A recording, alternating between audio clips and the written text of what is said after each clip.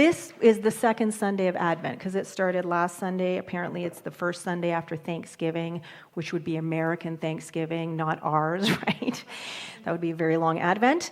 And so I actually attended a workshop yesterday that was offered by the affiliated New Thought Network, and I thought it was going to be on a new understanding of new thought, period. And I missed the part about a new understanding of Advent in new thought. And so I sat down to a very different workshop than I expected, but it was so interesting. It was put on by Reverend Dr. Ruth Miller, who is the Dean of the Emerson Theological Institute, which is the institute through which I'm accredited as a minister, have all my degrees from consciousness studies in. And she has such a diverse background. I know very little about her, but she brought in so much stuff about Advent yesterday, not just from a Christian perspective, not just from a New Thought perspective, but a lot of pagan information and rituals and traditions as well, from different cultures and faiths, and sort of had this comparison of what is it that's happening for a lot of different people, regardless of culture or faith, at this time of year. And so peace is traditionally the theme that is talked about on the second Sunday. And so she talked a little bit about it. And I thought, well, this is great because this is our theme for the entire month, right? But I don't want to focus just on Advent. I want to focus on peace. I want to focus on peace as a choice, peace as a concept, peace as a state of being, peace as something we can all more fully embody in our lives, not just for ourselves, but for each other and our world. And so I turned to one of my favorites, David Hawkins, and his book, Letting Go, The Pathway of Surrender, because almost every chapter in this book corresponds with his map of consciousness. And peace is really high up on the map of consciousness. So there's an entire chapter in here devoted to that level. And so in there, I found this. In peace, there is no longer any conflict. There is a total absence of negativity and an all-encompassing lovingness that is experienced as serenity, tranquility, timelessness, completion, fulfillment, stillness, and contentment. There is inner quiet and light, a feeling of oneness, unity, and total freedom. That's what I want. That's what I want for me. That's what I want more of for all of us. And as I read this, and I've read this book 2 or 3 times already, and bits of it more often, I read this and I thought, have I ever really experienced this? Like, truly, have I ever really experienced peace? And again, it's super high on the map of consciousness, and I figure that a lot of us are hovering around love, a little bit below, in it, maybe a little bit above sometimes, but because of how intentional and purposeful we are about our spiritual evolution and how we want to open up to the infinite possibilities of how we can be in the world, not just for ourselves, but for everyone and everything, that we're vibrating pretty high on a pretty regular basis, but we can still dip, Debbie was just talking about it now, kacha, right? That we can still veer off, and then the work is to veer back, to catch ourselves, and then to choose something different. Choose something that is more life-affirming. Choose something that on this map of consciousness would be higher than where we are vibrating now. And so going back to Advent comes from the Latin words ad, which is to, and venire, which is to come. So it means that we're like coming to something, right? So what is it that we're coming to during this season of Advent? Well, there's the birth of Christ, in Christian tradition. In pagan and indigenous traditions, there is the return of the sun or light, which at this time of year seems to be going away and hiding and disappearing more and more and more. And then in New Thought, it is about the new birth of Christ consciousness within, okay? And so that this time, harvest is over. At this time, this is when things are getting darker and colder and people are hunkering down. They are storing up food and fuel, for the sort of long winter to come. Not that we really experience that here on the island that much, but let's just go with that, okay? And so it means that we are starting to sort of turn more inward rather than be looking at what is going on externally. And what an amazing opportunity in that turning inward to really, really tune into peace, to tune into all of these things that David Hawkins just shared, to experience serenity and tranquility, timelessness, completion, fulfillment, stillness, and contentment. And sometimes it can feel like that's really hard, especially at this time of year when it's getting darker, we don't have as much daylight, there's a lot more rain, it's drizzly, it's cold. And for those who don't like snow, there's the snow that comes every now and then, even though when we moved here from Toronto, the brochure said it never snows in Victoria, right?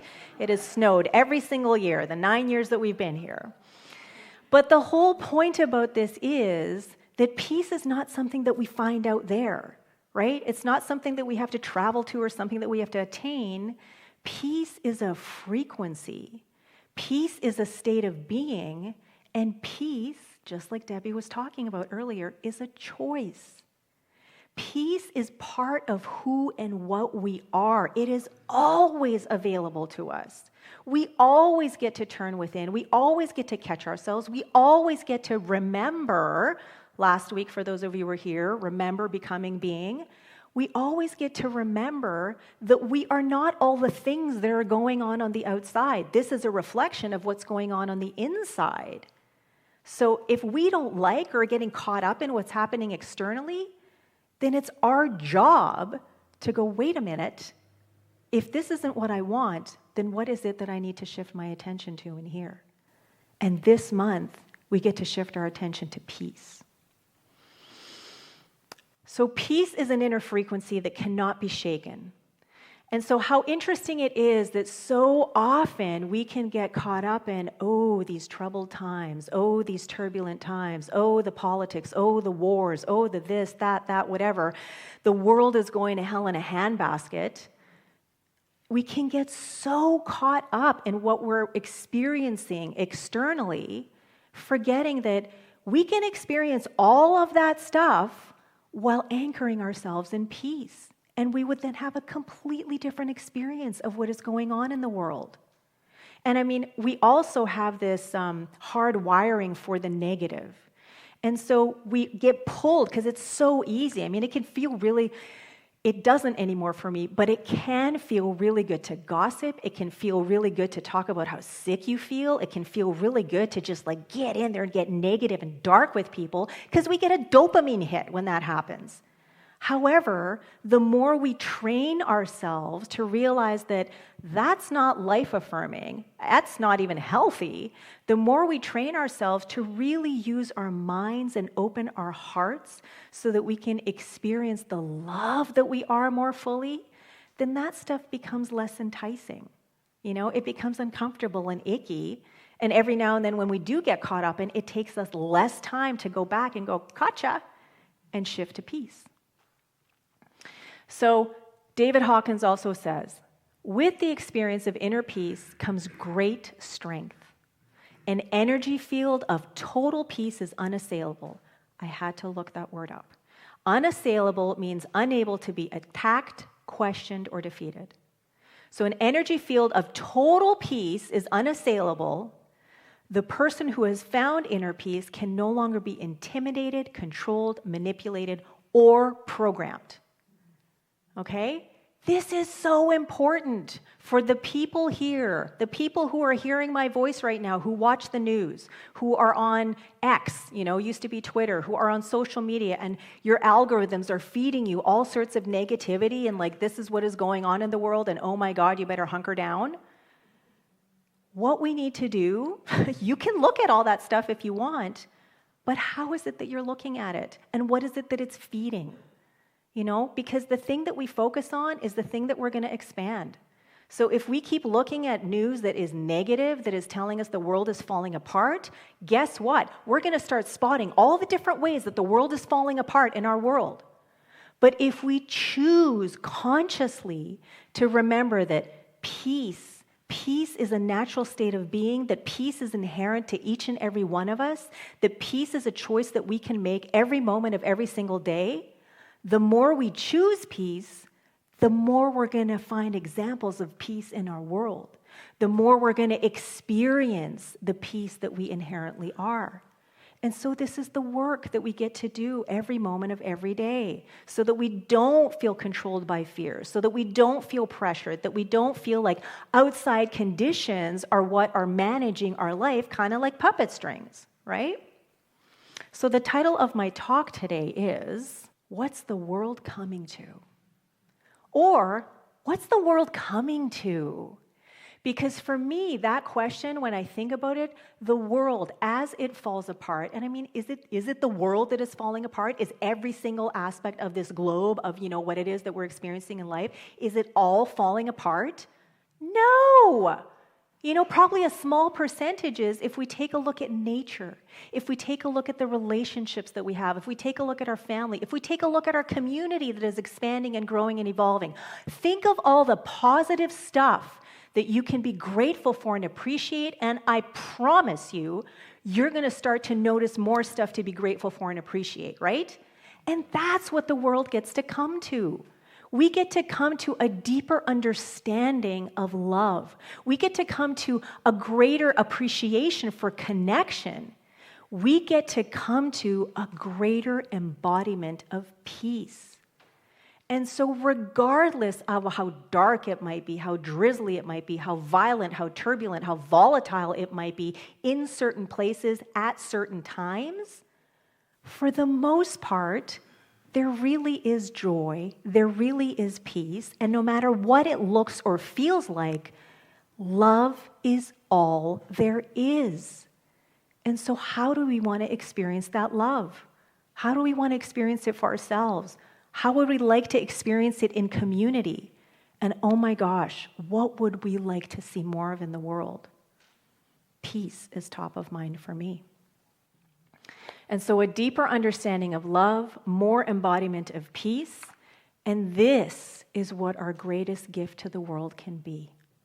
The more that we tune into the certainty that love is our true nature, the more we can continue to vibrate at a higher frequency. And the higher a frequency we vibrate at, the more others will resonate at that same frequency. And then the more peaceful the world will be, because there will be more of an experience of oneness, unity, and total freedom. So from David Hawkins again, where I'm saying peace is a choice, it's a state of being, it's a conscious state of being, he says, in this state, we are invulnerable to the threats of the world and have therefore mastered earthly life. When the state of peace has become established, ordinary human suffering is no longer possible because the very basis of that vulnerability has been totally relinquished.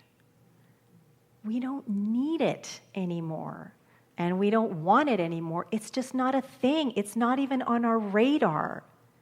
And so the more that we do this work, the more that we are conscious about our spiritual growth, our evolution, our transformation, the more we come together in community to support each other, the more we observe our daily practices and switch them up from time to time so that we can continue to expand and grow into the new and the unknown, then the more a world of peace, of oneness and unity and total freedom becomes possible.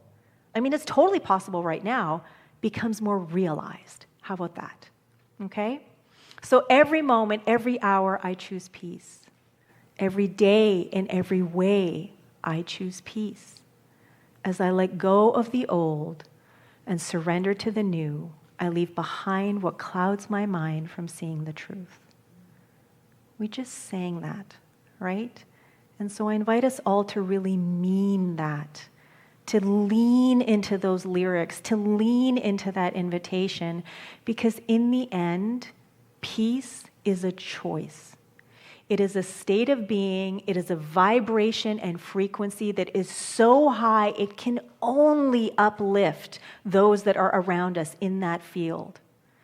And so my invitation and question to you is, this week, what one daily practice are you willing to commit to in order to choose, cultivate, and embody peace so that you can experience more oneness, unity, and total freedom for yourself, for others, and our world?